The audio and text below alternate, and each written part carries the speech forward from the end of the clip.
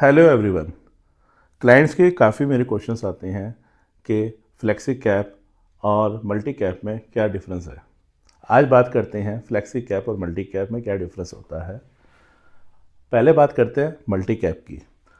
Multi cap fund में fund manager को minimum 75% अपना पैसा इक्विटी या इक्विटी इंस्ट्रूमेंट्स में रखना जरूरी है, जिसमें से 25% उसको पैसा अपना लार्ज कैप में रखना है।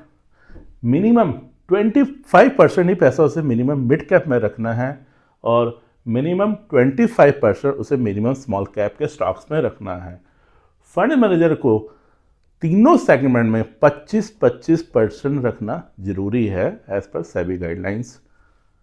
बाकी का जो रिमेनिंग 25% पैसा है, फंड मैनेजर अपने हिसाब से, मार्केट कंडीशंस के हिसाब से, अपॉर्चुनिटी के हिसाब से अपना पैसा वो लार्ज कैप, मिड कैप या स्मॉल कैप में कहीं भी डाल सकता है, मगर 25-25% उसको mid cap, large cap, small cap में रखना जरूरी है। अब बात करते हैं फ्लेक्सी कैप फंड के बारे में। मिनिमम 65% उसको पैसा इक्विटी या इक्विटी इंस्ट्रूमेंट में रखना जरूरी है।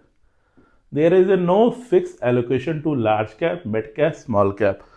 ऐसी कोई कंडीशन नहीं है कि उसको लार्ज कैप, मिड कैप में कोई मिनिमम पैसा रखना है। वो अपने हिसाब से जितना मर्जी फंड मैनेजर पैसा रखना चाहे रख सकता है।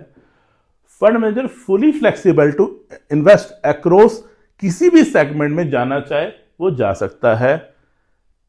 फंड मैनेजर को लगता है कि उसको 100% लार्ज कैप में रखना है या 50% स्मॉल स्टैक में रखना है या 50% या 70% मिड कैप में जाना है, मार्केट कंडीशन के हिसाब से फंड मैनेजर कहीं भी जा सकता है। 100% भी लार्ज कैप में भी जाना चाहे जा सकता है। Cap fund give more freedom and better risk control देता है फंड मैनेजर्स को।